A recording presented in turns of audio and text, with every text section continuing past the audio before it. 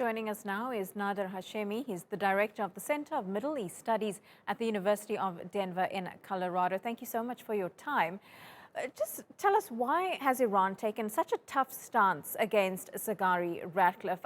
In that soundbite we heard there from Reza, he says Iran's government says it's not because of this $400 billion that London owes to Tehran. Do you agree with that? I don't agree with that. Let's be clear.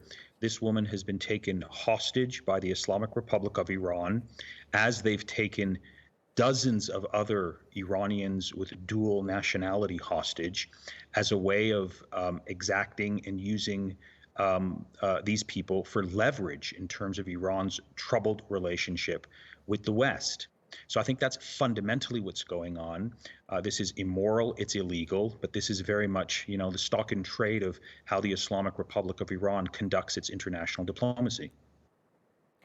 Now, in the bigger context of what's happening between Iran and Western powers, does this all ultimately boil down to the nuclear deal and Britain's position on it?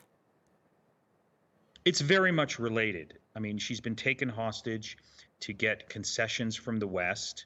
And so she's not going to be released until the hardline security establishment in Iran that has seized her can claim some propaganda victory in exchange for her release. So it was mentioned in your report from your correspondent in Tehran that there is this arms deal that has gone awry. It was an arms deal that traces back over 40 years.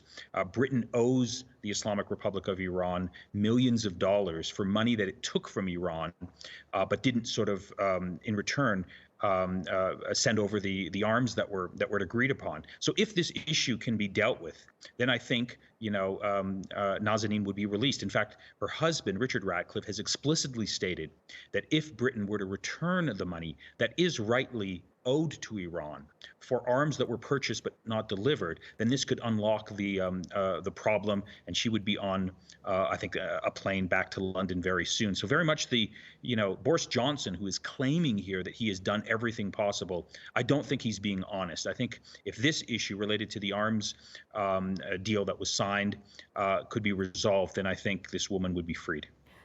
So why does Britain simply not pay back Iran the money that it owes it? Well, I think it wants to keep the pressure on Iran. It views that if Iran gets the money that belongs to Iran, then that will sort of increase Iran's leverage in the Middle East. So Britain wants to work very closely with the United States, particularly under the Trump administration that was playing hardball with Iran.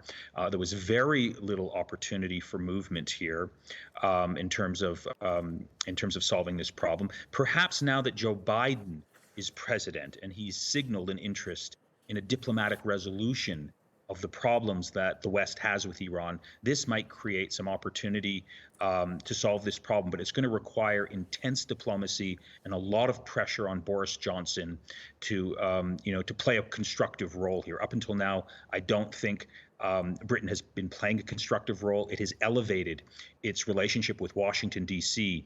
over securing the release of Nazanin. We'll have to leave it there for now. Nader Hashemi, thank you so much for that insight.